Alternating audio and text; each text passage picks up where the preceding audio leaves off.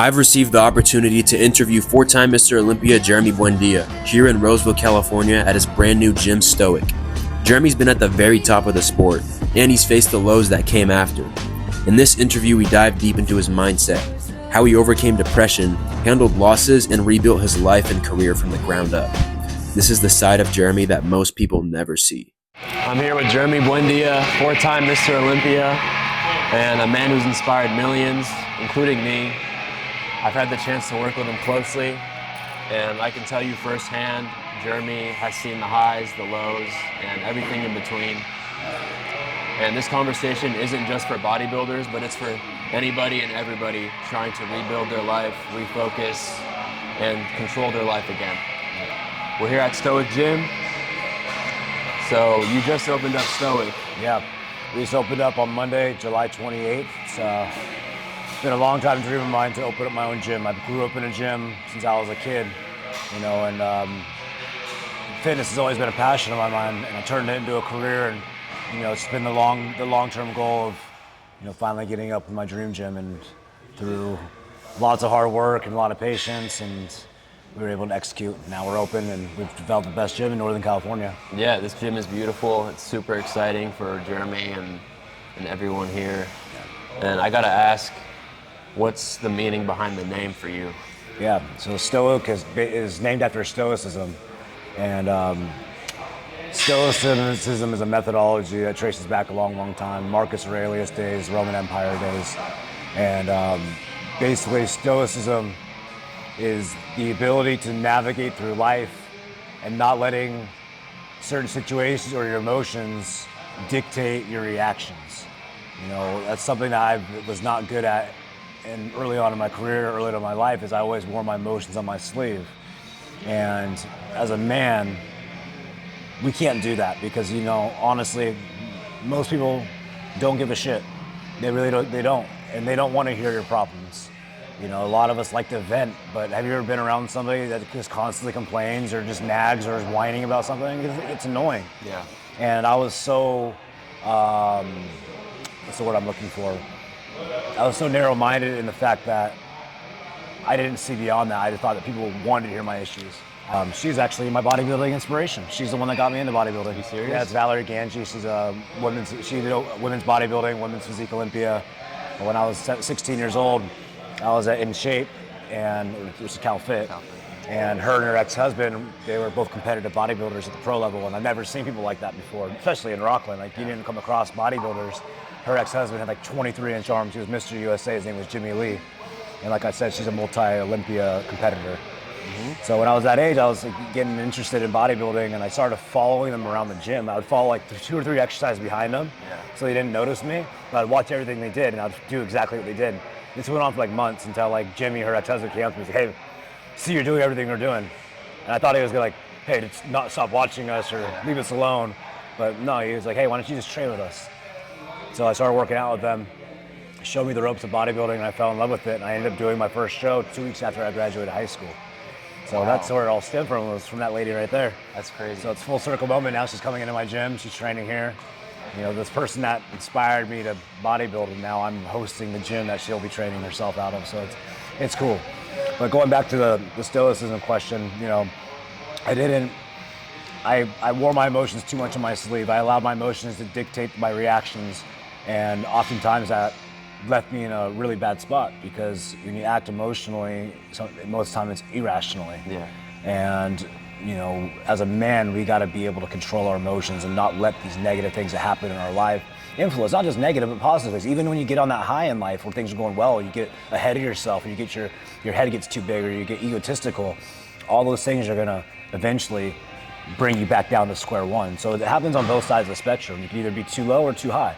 You gotta be able to find that center space and be able to try to stay as close to that center space as possible, because that's your direct line to success. When you start bouncing around, obviously a fastest way from point A to point B is a straight line. So when you're doing this, it's gonna take you longer to get to where you wanna be. So do you feel like wearing emotions on their sleeve for young men nowadays is a big problem? Yeah, absolutely. Everybody's really soft nowadays. I feel like people don't realize, how good we have it here in the United States. I've traveled abroad Now, I've probably been out of the country at least 20 or 30 times. You know, I've been to third world countries. I've seen what it's like not to live in a free country. And we take it for granted here big time because we live in the greatest country in the world. Yeah. There's nothing like the United States. And I feel that, you know, because people are so sheltered here that are so stuck in their bubble that they only see what they want to see through the news or through movies or whatnot, and they think other places are greater. It's not. Yeah. We're so fortunate to have the opportunities, the freedoms that we have in the United States to pursue greatness, to pursue happiness, to do those things, because you grew up somewhere else. I mean, you grew up in Palestine, right? I agree with you because I lived there for a few years and I saw how different it was. And it's exactly like you said. There's so much privilege and opportunity here, and a lot of people that have stayed here and never left take it for granted. And you know what I've also realized over the years of working with athletes from across the world is the work ethic is different. Yeah. You know, we are literally served a meal on a silver platter here in the United States, whereas these other guys, they have to grind every single day to get what they want, even to compete. You know, these guys, I had a client in the Philippines that sold his car so he could pay for his food to compete. That's how much it means to him. You ask a guy here in the States, you're gonna sell your car so you can do your prep? They're like, fuck no. But that's how much more it means to these guys. That's how much more they're willing to sacrifice. Yeah. So it's all or nothing. It's all or nothing, and I feel like people here lack that work ethic or lack the ability to grind like they do because they haven't ever had their back against a wall or a position where they got to fight for their life. You know, to fight to survive, fight to put food on the table. Yeah. Those are the real life things that people got to deal with, and fortunately enough, a lot of us here in the States don't have to deal with that. Yeah. It's because of that safety net I feel like everybody has here. Yeah. And it keeps them from really pursuing what they want to do. Yeah, for lack of better words. Yeah. You know, it's not even the fact that they don't have the capabilities of doing it, since they don't apply themselves. Yeah. They're not willing to work. They're not willing to do what's necessary. So from the outside, everyone knows you as 4-time Mr. Olympia, but behind all that, what has changed the most for you since those prime days? For one, being more accountable to my relationship with God. I've distanced myself from Him during my peak of my success, and that's obviously what the enemy wants to happen to you. The devil wants to influence you by, these worldly desires, these flashy things that are materialistic, that don't serve any purpose to our spirit. Yeah. And when you start prioritizing those things and making those things, glorifying those things, making those things more important than they really are, that's when you start losing focus of the true things that matter in your life. And it took a long time for me to realize that and to humble myself enough to fall back on God, to rely on Him. And something I still battle every single day is being I'm a Christian, a strong Christian, believer in Christ. It's something I wrestle with on a daily basis. I feel constantly attacked. I feel like God had a huge plan for me opening this gym to be able to share my platform and the lessons I've learned in my life with my members, and ultimately elevate them and lift them up, and hopefully introduce them to Christ as well. But that, I feel, is the biggest. This is what this is. This gym is being used as a vessel, and I saw as we got closer and closer that the enemy was trying to pull me away from my original plan. He didn't want me to execute this, and that's why things got so hard at the end. He wanted me to give up. He wanted me to quit. And that's what's going to happen. When good things are going to start coming towards you, you better believe the enemy is going to come attacking. That's when you got to buckle down and stay strong and hold on tight and not give up. I wanted to give up multiple times this last month because shit just wasn't working out. Yeah. But just staying steadfast through those tough times is going to ultimately lead you to success, and you will persevere through it as long as you keep yourself focused on what's important and what matters. And that definitely ties back to how hard you have to work for those Olympias and those championships. Do you feel like that really showed you how much discipline it takes, not just for that championship, but everything else in life? Yeah, I think bodybuilding is a great tool to establish a lot of principles in your life upon. The dedication, the discipline, the patience, the battle, the mental, physical, spiritual battles you face in the gym through prep. I feel like if you get through a prep, you can get through a lot of things in life. Yeah. Dieting is one of the hardest things that you can do. Mm-hmm. Why? Because it comes down to self-discipline. No one's watching you 24/7 what you put in food in your mouth. Yeah. Every time you drive down the street, we got a fast food restaurant on our face. It's hard because everywhere you go, there's temptation of wanting to eat. So if you're able to diet and stick to a diet, say no to all that other stuff, it's going to make all the other things in life that you have to have discipline for a little bit easier. So how does discipline look for you now versus back when you were, let's say, in your 20s? Does it look different? Yeah, I mean, I got a lot of other priorities now in my life than I did when I was 20. You know, in my 20s, it was all about me. It was all about bodybuilding and being Mr. Olympia. Yeah. And I've said this in some of my previous videos, like, Mr. Olympia, being Mr. Olympia is fourth on my priority list. Yeah. You know, my relationship with God, being a good husband, being a good father, being a good son, being a good friend, all those things are come before being Mr. Olympia now. And, you know, it's being able to uphold those things at the highest standard that I can without sacrificing what I'm doing for my Olympia prep. So that's the biggest difference between now and my 20s is I have more responsibilities, but I can't, even despite that, I can't let off the gas in regards to my Olympia preparation as if I was in my 20s. It's got to be the same. I just got to be able to rise to the occasion and be able to handle all the additional things. So I can't, using those things as an excuse to not be able to perform as well in my prep is an excuse. So yes, I have more on my plate, but that's forcing me to rise up to the occasion to be great. So I know if I get through this Olympia and I do well, this will be the biggest accomplishment just because of everything I've had leading up that's been, you know, in the way or a part of it, you know. It hasn't been easy opening a gym, staying on prep. Yeah.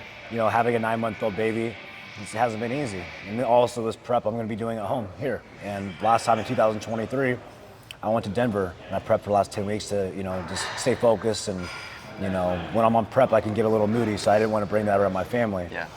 This time around, I'm here, so I have no excuse. I have to make sure I'm on top of my game. I can't be moody. Like, I know I'm going to feel it, but I can't act upon it. I got to stay stoic. Exactly. And that's the meaning behind it all, right? Yeah. So what did losing teach you that winning never could? That none of us are invincible. You know, that you're going to take an L in your life at some point in time. It's inevitable. Nobody stays a champion forever.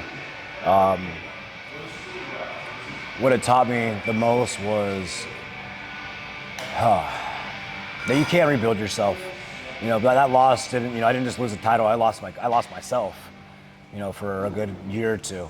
You know, I went down and I spiraled out of control and I lost everything. Yeah. And, you know, that loss taught me that we're able to reinvent ourselves, you know, despite how bad some situations may be or despite how bad some times may be for yourself, there's always a brighter side around the corner. For every low there's going to be a high. Yeah. So again, it's not allowing those low moments to dictate your reactions or how you're going to move forward.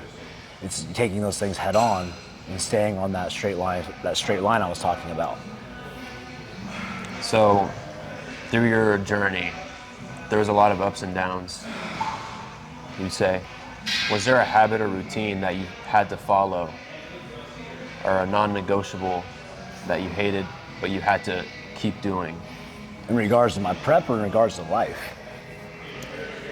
That kept you going through any challenges in your life? My non-negotiable is being able to show up for my family and provide for them. That's the main thing. I will never put that second. Mm-hmm. My family will never be second. I will always provide for them. And that's been the non-negotiable, and that's what's been my most motivating factor the past 4 or 5 years, is trying to build the best life possible for my children and my wife. So yeah. I think that's what it comes down to the last few years, is it's not just doing it for myself, I'm doing it for my family. And do you feel like when you were younger, were you thinking about what would happen when you got your family and you had your kids? Not at all. No, I didn't think very far ahead back then. You know, I thought I had everything figured out. I thought the growth or the trajectory of my growth was going to continuously climb, and I didn't see it stopping. Yeah. And it got stopped dead in its tracks unexpectedly. You know, I woke up. One morning I was doing $100,000 a month. The next morning I woke up and I was getting $0 a month. Yeah. That's how fast it happened. And what does that change do to you mentally? In regards to what? That fast of a change of going. Oh, what it did! So high, man, it buried me. It ruined me. I was crushed, I was humiliated, I was embarrassed. Yeah. Because it was something that was done publicly on social media. Yeah.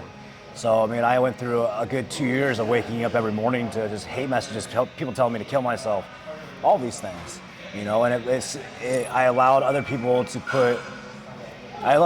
to dictate who I was and who I believed I was. Yeah. So you hear something over and over and over again about yourself, you know, it's hard not to believe it when you hear the world telling you all the time. Yeah. And I think that was the biggest thing, was I allowed people to convince me I was what they said I was. And I knew I wasn't, but I allowed it to happen. Yeah. So that's why I got stuck in such a deep hole. You know, and that's why I relied on God to pull me out of it. You know, he was the ultimate redeemer. He lifted me up again and gave me confidence that I can be better. So that was probably my biggest takeaway from that experience, was just staying strong through it and realizing that there was an opportunity to have a second chance, and there's an opportunity to be better. You know, the person I was in my 20s doesn't even come close to who I am now as a man. Yeah. And that's all it is. It's growth, right? Yeah. And I feel like so many people, no one will be able to understand how it is to have thousands of people looking down on you and talking down on you. How did you deal with that in the moment? It's hard. It sent me into a really bad depression. I was depressed for about 2 years, like heavily depressed. Yeah. Where I couldn't even get out of bed. There'd be weeks at a time where, you know, from the time I woke up to the time I fall asleep, you just got this sick knot in your stomach, feel like you want to throw up because of just the embarrassment. And you know, it went for weeks. I'd just get up, tired, no energy, no motivation to do anything.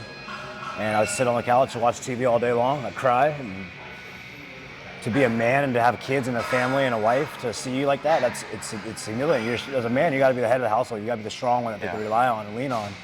You know, I noticed that my energy in my household dictates the energy in the whole household. Exactly, yeah. When I'm in a good mood and when I'm happy, the family's happy. When I'm down and depressed, it transpires to everybody in the household.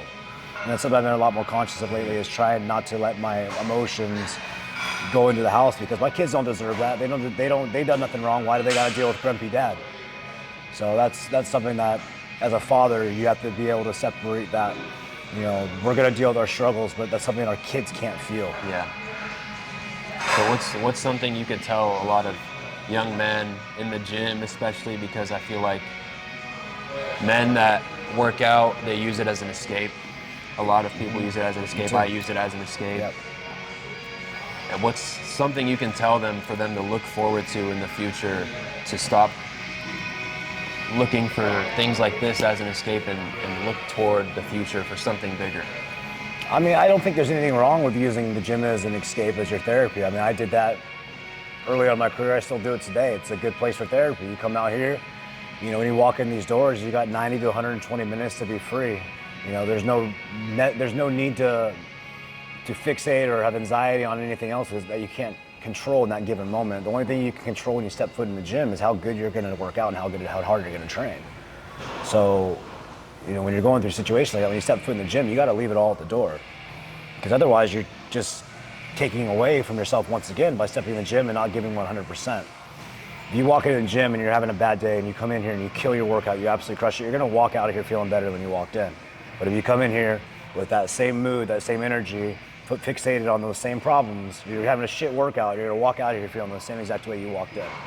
You gotta come in here and let it go. You gotta come in here and improve yourself. Nobody's ever gotten up, had a productive day, worked out, eaten good, and at the end of the day said, damn, today sucked. No, you're gonna feel better, like, damn, I got shit done today. You're gonna give yourself a pat on the back because you did what was necessary, you did what you had to do that day. You always feel better when you complete your checklist of things. I hate going to bed at night knowing, I could have done better, I could have done this, I should have done that. You know, get up and take pride in the little things you do every single day. Be able to look at yourself in the mirror at the end of the day, be like, you know, I did the things I needed to do. Day by day. You know, you got to be able to ask yourself when you wake up in the morning, today am I going to do, or today am I not going to do? You got two options.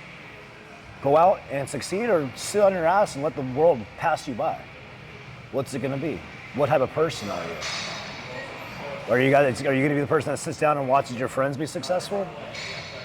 Or are you going to be the person that they're going to watch be successful? Yeah.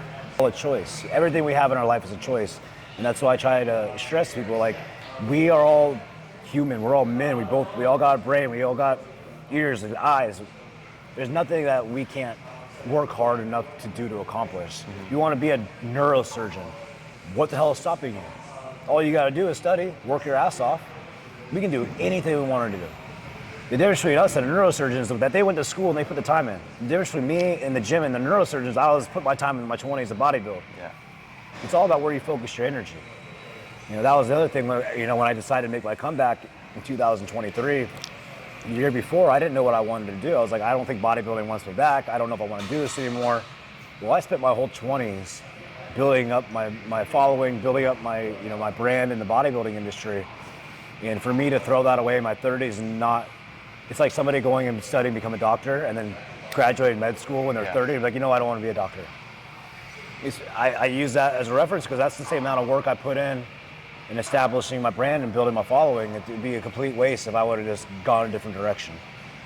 So do you think it's important for people or young men in their 20s to use their 20s to do everything they can to get to where they need to be in the future? 100%. What do you think of like people that say have fun in your 20s or do whatever in your 20s?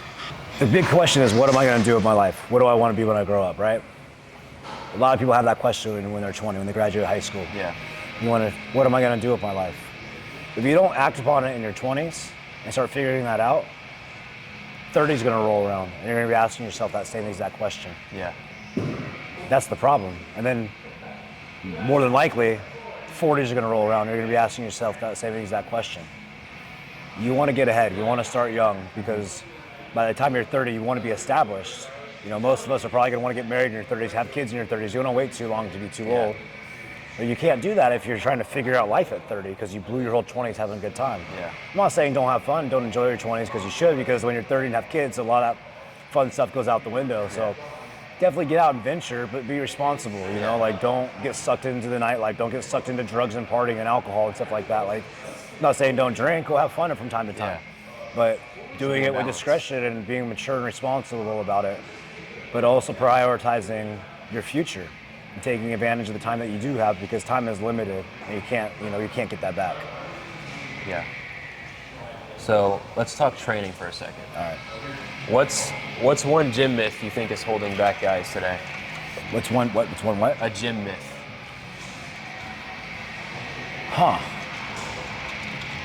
A gym myth. I don't know about myth. I think people have overcomplicated training lately. The whole scientific approach to everything, and the TikTok generation of people just trying to break down. A lot of people that are giving advice that have no business giving advice because they read something from somebody else on social media and decided to regurgitate it. Yeah. That's the biggest thing is people are overcomplicating lifting. Like it doesn't need to be like that. Get in there, have good form, train hard. When you start getting into the details, all these like optimum training methods. Yeah. It's just mind-blowing because you see these young guys that have no physiques on them. They're trying to do like these isolation motions. They're like, oh, I'm getting more recruitment to the muscle. You're not going to get big pushing a little amount of weight. A strong muscle is a big muscle. You got to push weight in order to grow. So that's where I feel people's got to understand that intensity is very important in training. Yeah. But also understand that form and technique is number one. If you don't master your form and technique, you can't move on to that intensity of training. A lot of people skip the form and technique part and they go in and try to do the intense training, but they're throwing their body out of whack by having imbalances. The next thing you know, they're going to make those imbalances worse. Their form's going to get worse, and they're harder and harder to correct. Yeah. So do you feel like that scientific training where they really do specific movements is more for like more advanced? I would say so, yeah. Once the muscles are developed and you have a good understanding of the movements of your body, then yeah, sure. But go look at all the best bodybuilders in the world, the biggest guys. None of them are doing. They're training fucking hard. They're moving weight. Yeah. You're not doing this, putting a band around their bicep and you were doing it yesterday. My bad. But no, I saw some kid on TikTok. He was like trying to explain, a certain exercise movement. It was like, the setup alone took probably 5 minutes. Like how is that optimal? So that's what I'm saying is like people just got to get back to the roots of training hard and understanding the lifts and that's what it comes down to. Yeah. No, I don't take offense to it just because I know I train hard aside. You do. And my front delts just would lack. So Hani he always told me intensity is the key to growth. So get in there, train your ass off, train hard, don't overtrain. You know, people come in here and work out for 3 hours, that's too much. You don't need that much. Your body's gonna be depleted of glycogen, you're gonna start tapping into lean body tissue, you'd be counterproductive. Get in, train hard, 75, 90 minutes, go eat. And the diet is everything. Yeah. It's everything. You wanna manipulate your physique, it comes down to what you put in your body. You think people neglect diet now? I mean, it depends on the individual. I mean, an everyday gym goer, I mean, it's different. Everybody has different goals. Like, you know, for a competitor, we're trying to be as lean as possible. If I, you know, when I'm done competing, like, I'll be happy walking around with 12% body fat. That's great shape. Yeah. It's good shape. So, I mean, with that, then you could have balance in your life too. You don't got to eat chicken and rice every meal to maintain 12% body fat. You could have a variety, which is ultimately, I think, is a lot smarter for somebody that's not a competitor. And there's no reason for somebody that's not competing to be eating such a limited diet. You want to have a variety of foods. You don't want to mentally strain yourself to a contest prep diet. It's miserable. So having the right balance, there is a way of doing it, of eating good, eating delicious food, and staying in shape. Yeah. It's just a matter of understanding how to do it.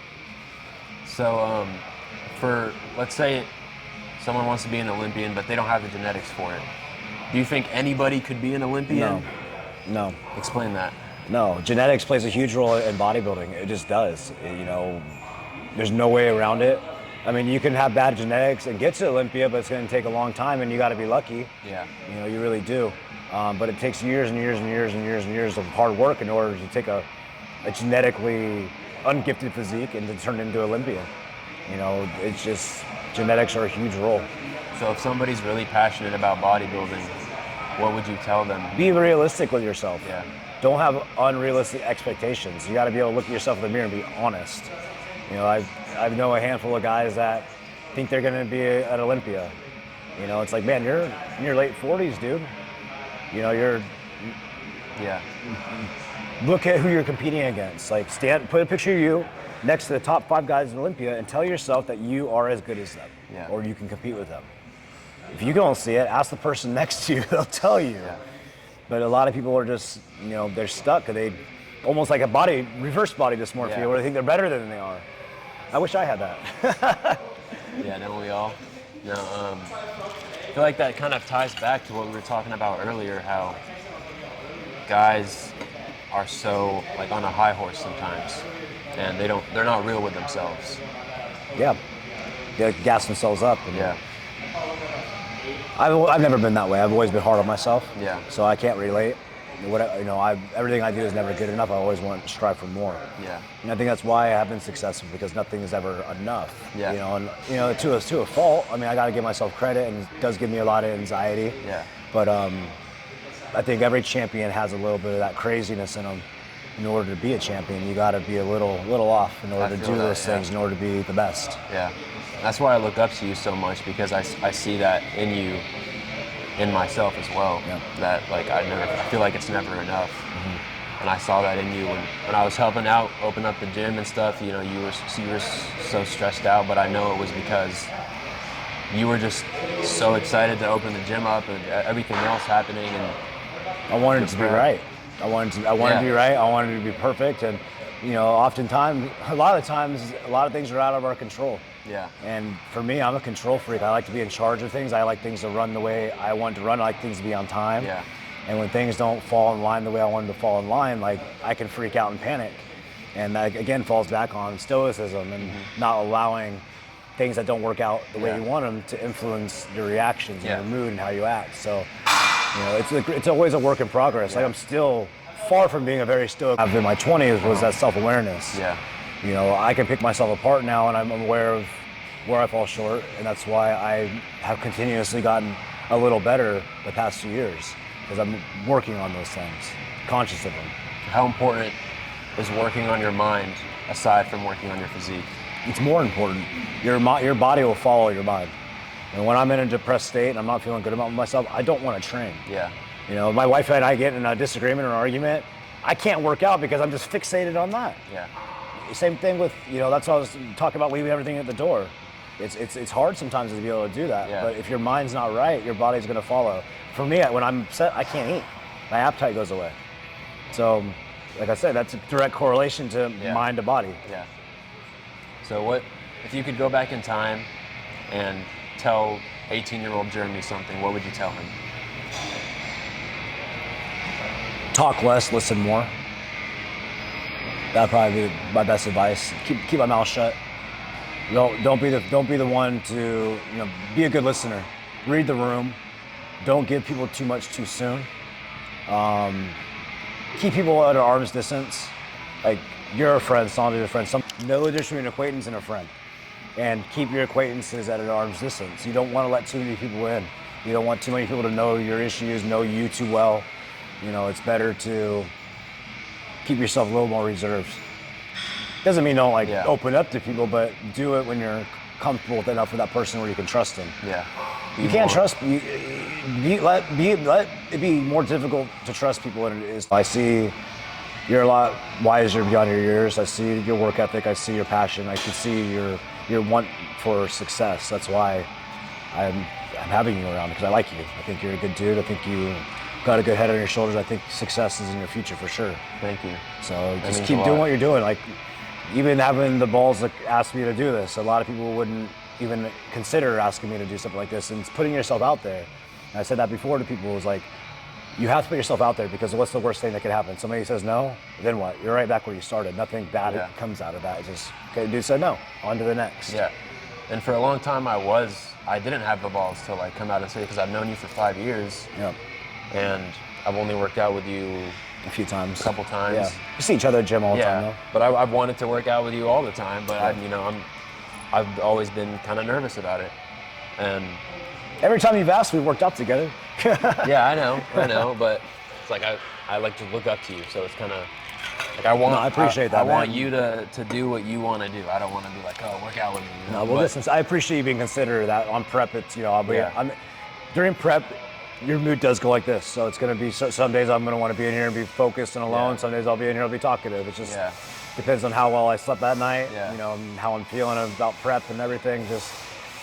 I'm excited for this to be my last one, because prep isn't easy. It's tough. It's hard. It's a lot of sacrifices that go into it. Especially my family. My family has to sacrifice a lot when I'm on prep. I can't play with my kids as much as I want to. We can't go out to eat as much as we want to. I'm tired at the end of the day. Opening the gym, like, I don't have time anymore. Yeah. Come home, my daughter, let's play. I'm like, I was on my feet for 16 hours. Yeah. Play for 10 minutes. Yeah. It's not enough, so. But when going through all this, you're not thinking about how you feel in the moment. You're thinking about the future, right? I got my eyes locked in on, succeeding. I got Olympia coming up. I got to get this gym, up and successful. We're off to a strong start. But, yeah, man, it's just about looking forward. Not getting lost. Don't lose the present. The present's just as important as the future, because you got to make sure you're doing things you got to do in that given moment in order to have the future that you want. Yeah. So it's, like I said, taking pride in the little things, having little ego, and having a lot of pride in the things that you do. So it's attention to detail. I was told a long time ago, if you can't make your bed in the morning, how you expect to run a Fortune 500 company? Yeah. You can't do the little shit right. How are you gonna do the big shit right? Like how you do anything is how you do everything. Yeah. Or what do you look for in someone that you're mentoring?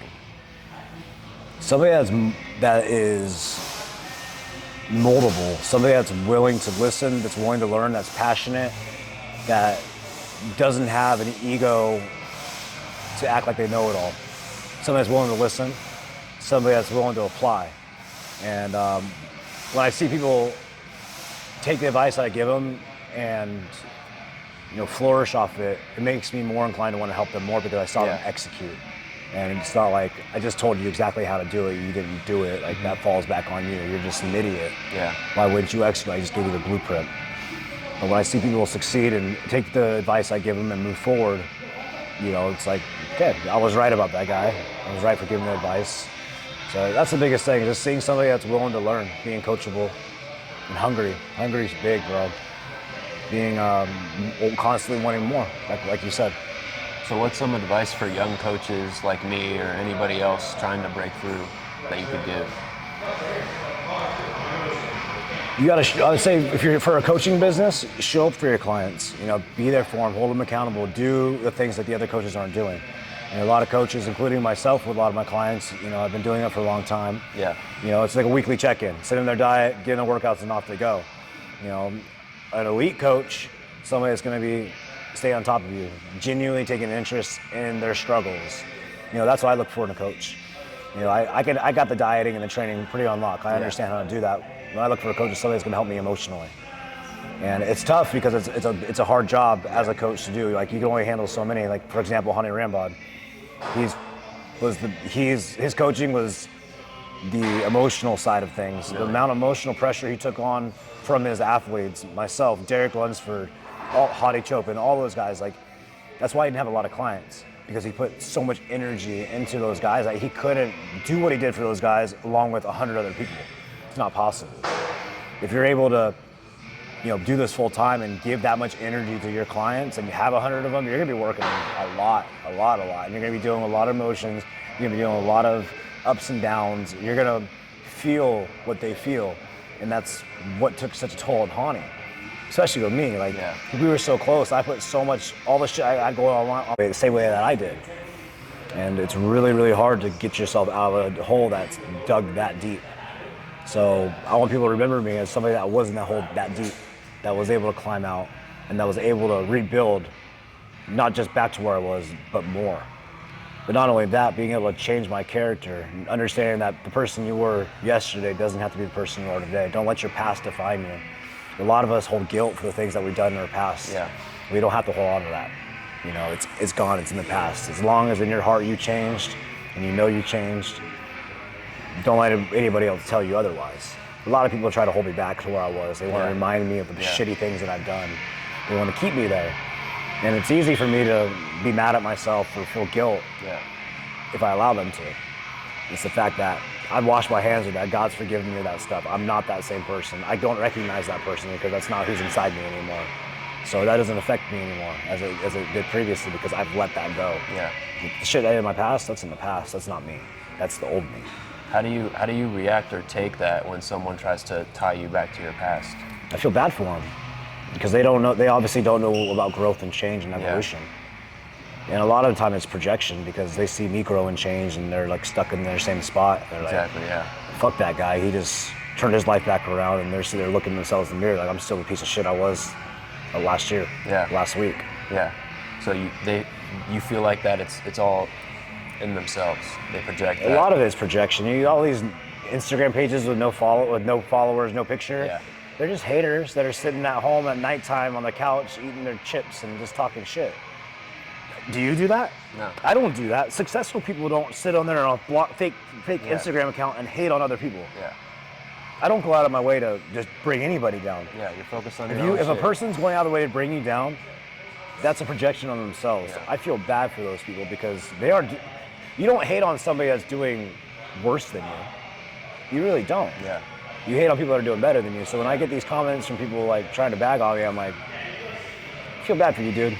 I know you wish you were in the position I was in right now. Exactly. It's really hard to have that mindset too. When you get there. It just comes with maturity though, and understanding how people operate.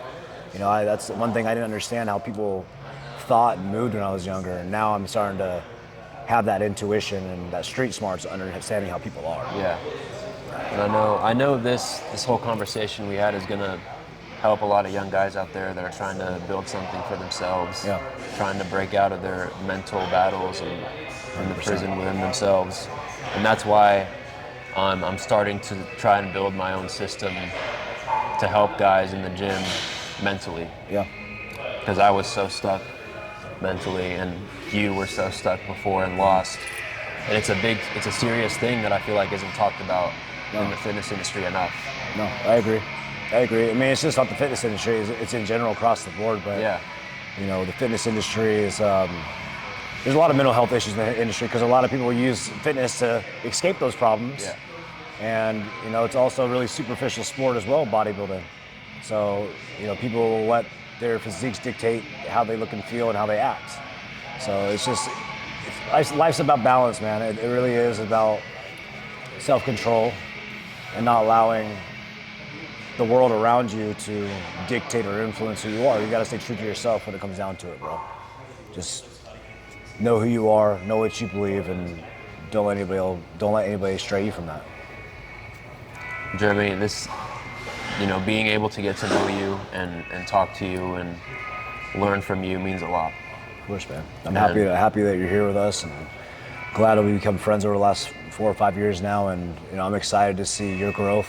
And I think being here at Stoic is going to help catapult you to new heights.